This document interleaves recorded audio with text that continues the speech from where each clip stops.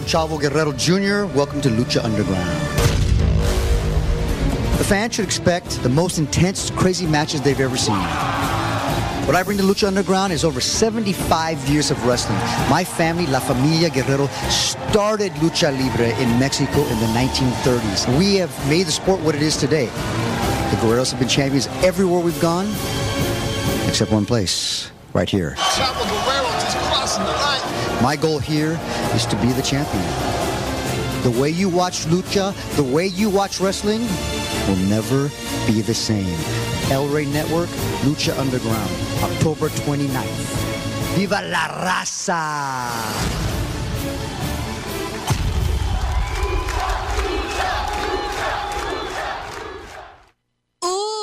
Chavo. Chavo, todo mami.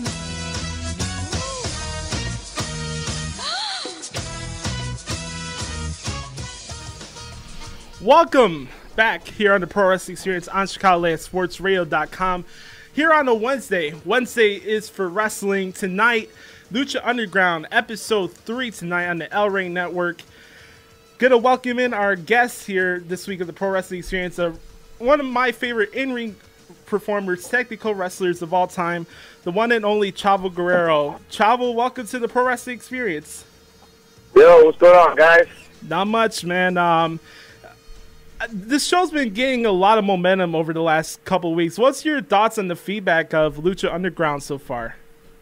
It's been getting momentum is because it's good. The fans are tired of the same old watered-down junk that they've been seeing for the last, a few years. And now all of a sudden, we come up with this new show that's blowing everybody away, blowing their minds. And, it's like for a long time, people have just been given this basically bland food, and if you're hungry, you got to eat it. If you don't want to eat it, then you starve.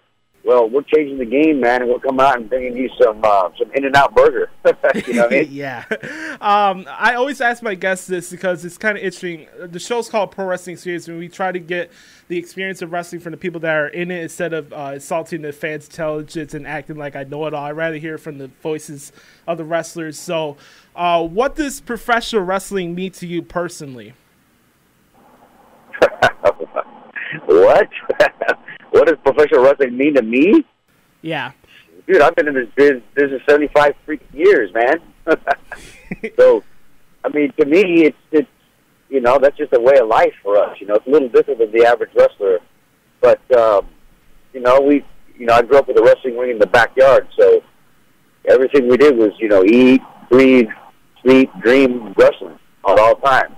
Mm-hmm. Now, it's really what wrestling means to me is just a way to, just the greatest form of entertainment, and just for these, fans. It's always about the fans. I always say that we have to give them their, the best show, the best performance possible at all times.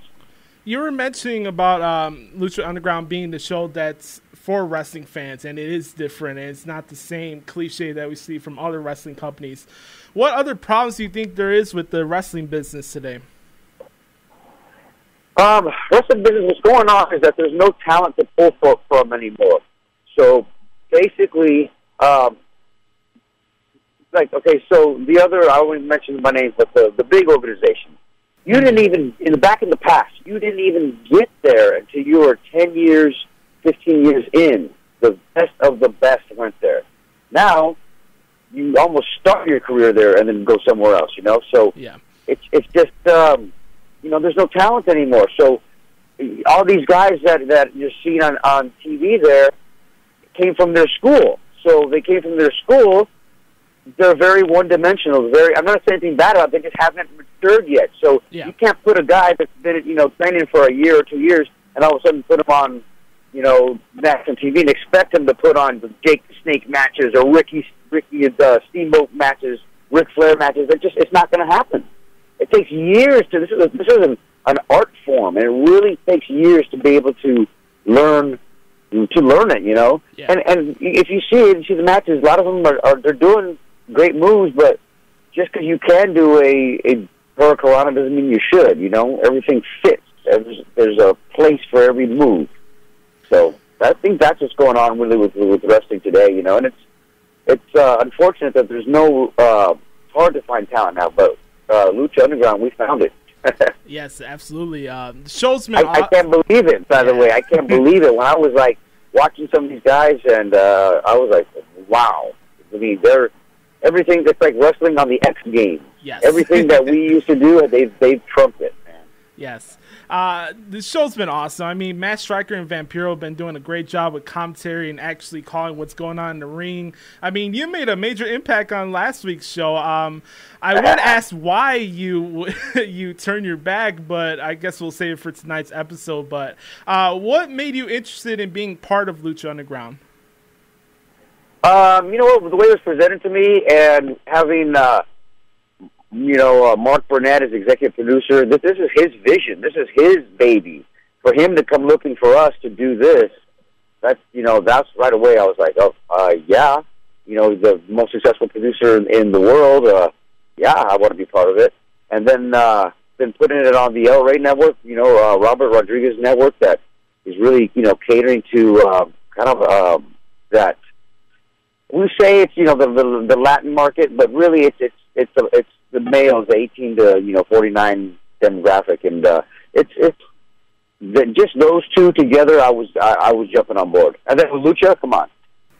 Yes, I'm a big wrestling encyclopedia guy. I enjoy the history and the tradition about professional wrestling. So I know your family's been phenomenal in the business. Your Uncle Eddie, your father Chavo Classic, Hector, everybody in your family's been a big impact in the business, and I thank you guys for putting on great entertainment over the last almost 100 years. I just wanted to know, as a third or fourth. Would you be a second? Third. Yeah, third I'm generation. a third generation. Okay, a third generation superstar. What would you say is the difference from Lucha Libre style wrestling as compared to other styles of wrestling? Well, Lucha Libre was originated in Mexico. That's one of my grandfather was one of the pioneers of it. There was a lot of them, but he's his name there in the history books. Mm-hmm. But really, any kind of high flying that you see today in any type of wrestling, whether it be here in the United States, whether it be a Japanese style, whether it be a Europe style, any high flying came from Lucha Libre. It's a hybrid. Before it was its own style. Now wrestling is almost a hybrid. You had the Japanese style, you had the European style, you had the American style, then you had the Mexican style. But now wrestling is kind of a hybrid. We do the me personally, I do all styles. Because from being everywhere, I've learned from different people and learned that there's different styles. So I'm in the Guerrero matches, we can brawl with you, strong style. We can fly with you, Lucha Libre style. We can mat wrestle with you. That's Europe style, and then we can perform in there too, like American style. So that's what Lucha Libre really is. It's just flying, the acrobatics of wrestling, Legend Chavo Guerrero is on the Pro Wrestling Experience right now with yours truly, Josh Lopez. Check out Lucha Underground, folks. It's a fun show. It's on every Wednesdays, 8, 7 Central on the new El Rey Network here in the Chicagoland area. Follow Chavo on Twitter at MexWarrior. Next question here. I knew I think you were getting your start during the heat of the Monday Night Wars, and they had a big episode on how the luchadors were a big part of that era. Just speaking from a guy that spent part of that era, how much was the lucha style on WCW making it stand out opposed to the WWE shows during that time? Well, you look at the cruiserweights, man. I mean, everybody I talk to, they say, this is from the fans, they send me, and they say, look, we always watch the first hour of Nitro, and then after the cruiserweights were done, and, the big, the NWO and Lex Luger and all those guys came on, mm-hmm. We changed the channel, and then they'd watch the second hour of Raw. So, that's from the fans. So, that's the impact right there, and who gave us a really big compliment was Bret Hart. So one time when he came over to WCW, everybody had their own. All the stars, the big stars, you know, the NWO and Hogan and Goldberg. They all had their own dressing room. You know, everybody had their own. You know, all of us, we all dressed in one big room. You know, but all the stars, if you want to call it, they had their own dressing room. Well, Bret Hart came in, and he's, you know, there was really nobody bigger than Bret Hart. He came in and he dressed right next to us in our room. You know, like the main room with, you know, the 20 of the other wrestlers and all the cruiserweights with me and Eddie and Finley and Chris Jericho and Rey Mysterio. And we asked, and Chris Benoit, you know, we asked him later, why didn't you get your own room? This is, you know, years later. And he goes, man, because you guys were the ones having the great matches on the show, because I wanted to hang out with you guys just in case we worked. Yeah. And I was like, wow, it's a compliment right there, you know? So that's from Bret Hart. Yeah, that's one of the best in-ring performers of all time. I totally see where you're coming from. Sure. Your uncle, Eddie, of course, legend, one of my all-time favorite wrestlers of all time, WWE Hall of Famer. And here's something I wanted to know. During that time, when you guys were in the tag team, Los Guerreros, and you guys were former tag team champions, was there ever a time that you would get in the program with you and Eddie against Chris and Ray? I think that would have been an interesting program. Us against them? Yeah. We never wrestled there. We wrestled. It was Chris and it was Benoit and Angle. Then it was Edge and Ray. Then it was those were the SmackDown 6, if you want to call it. That was our nickname, I guess. Mm-hmm. But you know, just wrestling all those guys. First of all, wrestling with Eddie was at that time. And there was a lot of tag teams around, but at that time, I thought we were the best in the world. Yes. I thought there was any other tag teams that could touch us. But there was a lot of great tag teams. Not taking away from anybody. But I think at that time we were the best. But just the matches that we'd have, you know, with Angle and Benoit, where we beat the crap out of each other, you know, for 45 straight minutes, and then we go to Edge and Mysterio, which is a different type of matches, you know, with flying and this and that. It was just, man, it was so much fun. It was such a great era, and I mean, it's hard to, you know, even put it over because the guys, they were so good. Just being in the ring with those 6 guys was really awesome. I remember one time on a Raw. Uh-huh. This is when Hogan had come back, and he it was like a big, huge, sold out crowd. It was a Raw Monday night, and they went out before us. He went out before us and got this massive reaction, and you know he was hot again right at the time. He got massive reaction. Well, we were next. So me and Eddie were up there on the gorilla position, getting ready to go out. So Michael Hayes walks by and goes, "Hey, man, you know, sorry, you guys got to follow that, you know." And I'm like, "I don't care." You know, we're totally 100% different than that. He's going to go out and he's going to put his hand in his ear and everything, and people are going to love it. You know, he's up. I go, now we're going to go out and we're going to get him with wrestling, and we're going to go out and perform. I go, just watch. Listen to the reaction. We went out there, blew the roof off, came back, and Mike was like, "You weren't kidding." You know, so we were pretty confident at that time, man. We really were. We just knew that we just felt we were good, you know. Yeah, like I see where you're coming from. You even said that on Jericho's podcast when the whole switch around where you and Ray were supposed to main event a show in Mexico City, and they switched around with the whole politics thing.